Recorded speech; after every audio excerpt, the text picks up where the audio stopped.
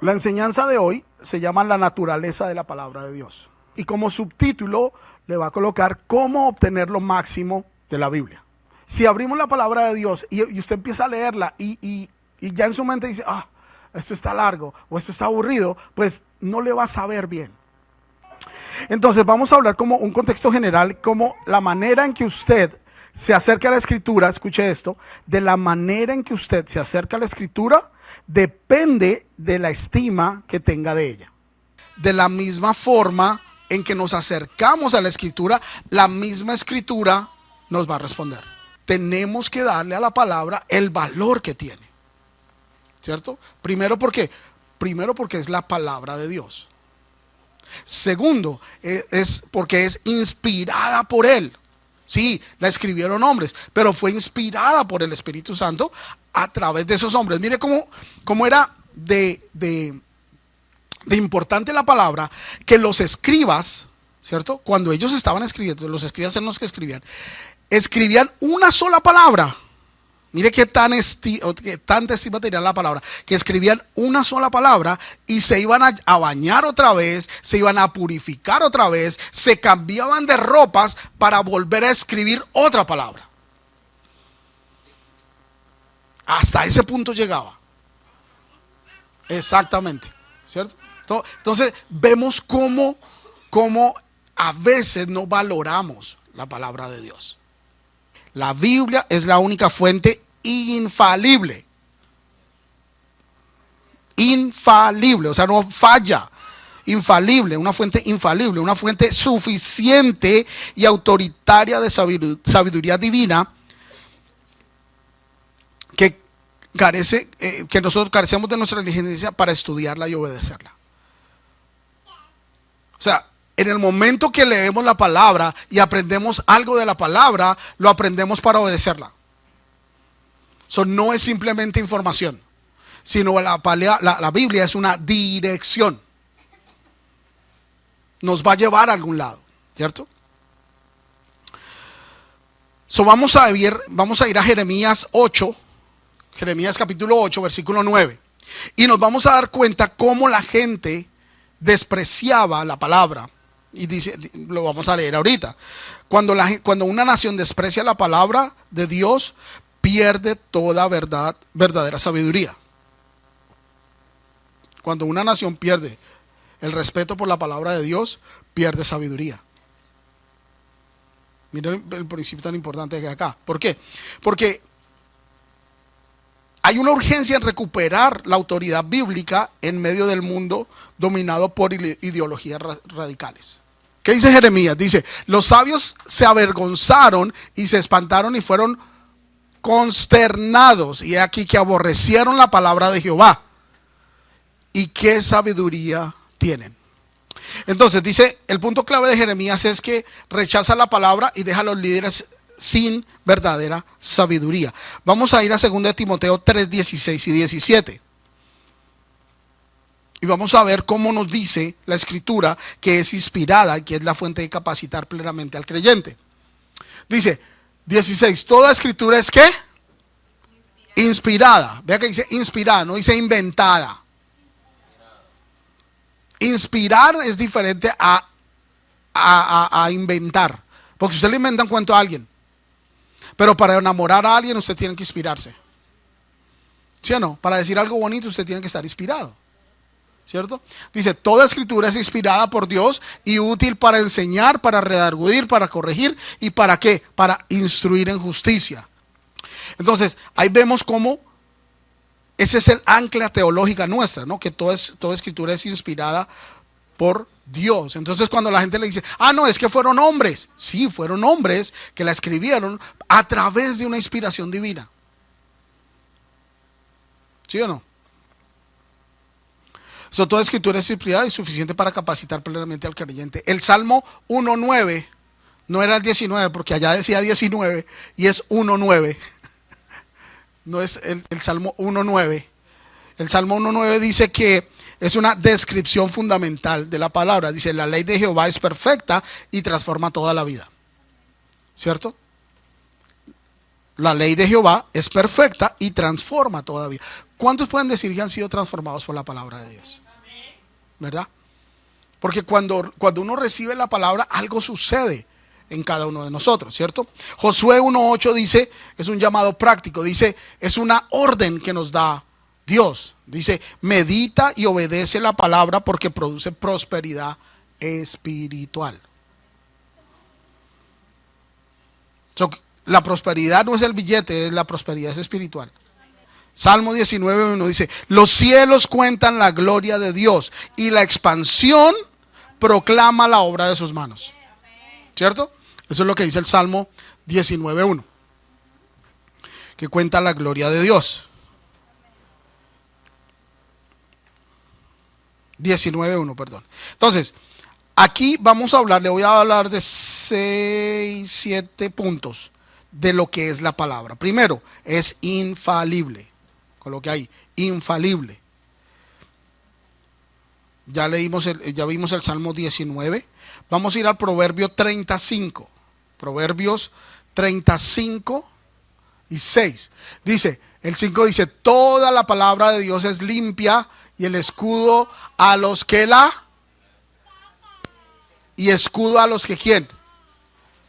Si usted necesita defenderse, lo que necesita es leer palabra. ¿Ok? Y el versículo 6, ¿qué dice? No añadas a sus palabras para que no te reprenda y seas hallado mentiroso. Quiere decir que no podemos inventar, ni añadir, ni quitar. No, es que yo lo interpreto de esta forma. No, es como Dios quiere que lo aprendamos. Amén.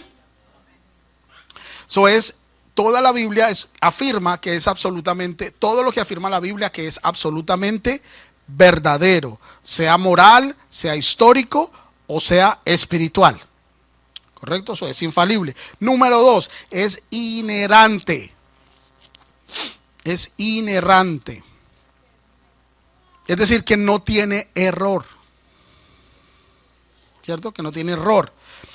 Número 3, ¿qué más puntos principales acá? La Biblia es completa. Tiene 66 libros. Y constituye todo lo que Dios hizo, ¿cierto?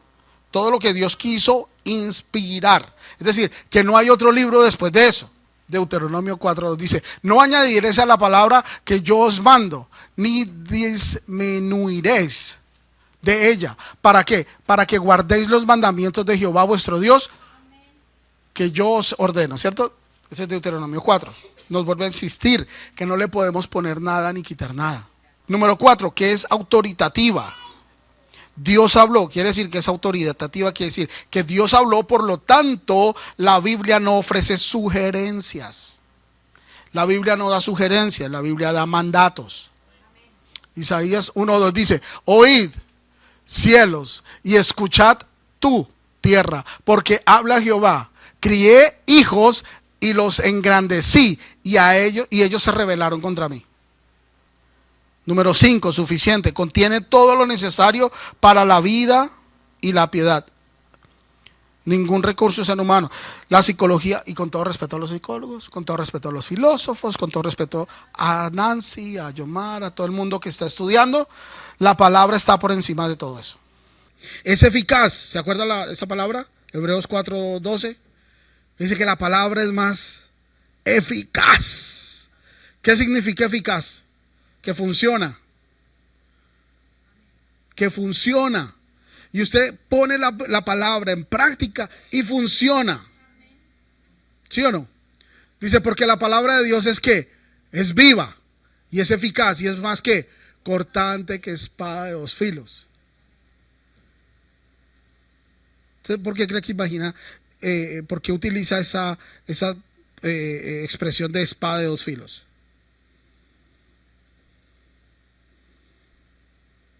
¿Por qué cree que la usa? Por cualquier machetazo va cortando, ¿cierto? Pero lo utiliza porque acuérdese que en las guerras los romanos, la espada de los romanos era una espada larga y puntiaguda, ¿cierto? Y la espada tenía dos filos. Y cuando entraba, cortaba hacia adentro y cortaba hacia afuera. ¿Ve? Y si movía la espada para un lado, pues volvía a cortar cuando la sacaba. Ahora, imagínese eso por medio de la palabra en nuestro espíritu, en nuestra vida, en nuestra cabeza. Es decir, que corta cuando entra, cuando la estás escuchando, y usted y yo hemos sido confrontados con la palabra, ¿cierto? Y no solamente hemos sido confrontados, pero también hemos sido arrullados con la palabra, ¿cierto? Hemos encontrado paz en la palabra, hemos encontrado refugio en la palabra. Eso es viva y eficaz, ¿cierto? Isaías 55:11, ¿lo tiene allá? Mire lo que dice Isaías. Esto es el Antiguo Testamento, y dice: y así será mi palabra que sale de mi boca. ¿Quién está hablando ahí? Dios, ¿cierto? Por medio del profeta Isaías. No volverá vacía. Quiere decir que cuando Dios habla, cuando usted está leyendo su Biblia, cuando está leyendo la palabra de Dios y Dios le habla, no retorna vacía esa palabra. Algo el Señor le va a tener que decir. No volverá vacía, sino que hará lo que yo quiero. Es decir, que hará lo que quiere ¿quién? Dios. ¿En quién? En mí. Es decir, que va a producir vida, va a producir esperanza, va a producir favor, va a producir bendición. Eso es lo que produce la palabra de Dios en nosotros. Y será prosperada en aquello para la que lo envié. Determinante. Quiere decir que la actitud hacia la escritura revela a quién pertenece la persona. Es decir, con la actitud que yo lea la palabra, va a reflejar si soy de Dios o no soy de Dios. Juan 8:47, ¿qué dice? ¿Te acuerdas de las ovejas? ¿Qué dice de las ovejas? Que escuchan la voz ¿de quién? Del pastor. Pero no solo que la usan, sino que la conocen. Entonces, la palabra también, estos son subtemas, ¿no? Hay una evidencia científica, pero también hay una exactitud profética en la palabra, ¿cierto? Hay una exactitud profética. Hemos visto cumplidas muchas profecías, ¿correcto? Las hemos visto cumplidas, que iban a ser, que el niño, que tal, esto y lo otro, lo vimos, y esa es la base de nuestra creencia, ¿cierto? Pero vimos también la destrucción de Nínive, por ejemplo. Eso fue profetizado en la palabra y pasó, ¿cierto? Pero también hay un tema que es unificador. El tema, como lo que une toda la palabra desde el Génesis hasta el Apocalipsis, es Jesucristo. Y siempre que vaya usted a leer la palabra, el enfoque es buscar a Jesús. ¿Dónde está Jesús ahí? ¿Cierto? Ahora, ¿cómo aplicamos? Escuche, ¿cómo aplicamos la palabra? La palabra es para exhortación, ¿cierto? Pero para exhortación ¿a quién? A usted mismo. ¿Cuántos recomiendan algo bueno? ¿Pero por qué lo recomienda? No, porque usted lo probó. ¿Sí o no? Ay, mira, ve a tal lugar porque ese lugar tiene un café delicioso. Y puede que a la otra persona no le guste el café, pero usted lo recomienda porque a usted les gustó. Entonces, usted exhorta, ¿cierto? Usted invita. ¿Por qué? Porque valora la Biblia como un tesoro sobrenatural que es, ¿cierto?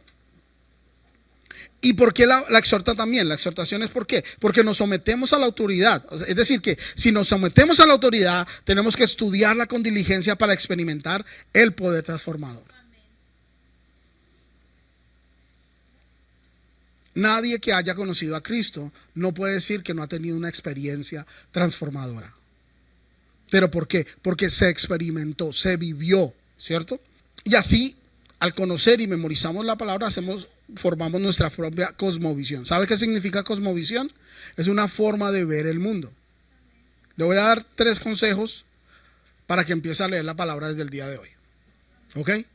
Anote. Lo primero, establezca un horario diario de lectura. Establezca un horario de lectura diario y de estudio profundo, no meramente superficial. 2, medite. Pero cuando medite, no se quede dormido. Y no es, no. Meditar es pensar, ok, Señor, ¿qué me estás diciendo? Espíritu Santo, ¿qué me quieres enseñar? Ahora, obviamente, antes de empezar a leer la lectura, ore. Tiene que orar. Y diga al Espíritu Santo, enséñame, muéstrame, abre los ojos de mi entendimiento. Eso es lo que dice la palabra de Dios, ¿cierto? Pero también en su oración prepare su espíritu y tenga un espíritu enseñable, ¿cierto? Entonces, medite y verbalice la escritura. ¿Qué quiere decir verbalizar la escritura? Háblela. Léala en voz alta. Porque cuando usted habla, se está escuchando. Entonces usted mismo se está enseñando, ¿cierto? Entonces, hable de ella durante el día y la noche. Entonces, por ejemplo, ejercicio práctico. Mañana cuando Luis se levante a leer la palabra a las 4:30 de la mañana, ¿cierto? Se levanta a las 5, ¿no? Bueno, a las 5 para las 6 se levanta. Entonces, a la hora que se levanta media horita antes, ¿cierto? Y lee el Salmo 23, capítulo 1, que dice, el Señor es mi pastor y nada me faltará. Y todo el día le llama a la esposa, mira, hoy leí, el Señor es mi pastor y nada me faltará.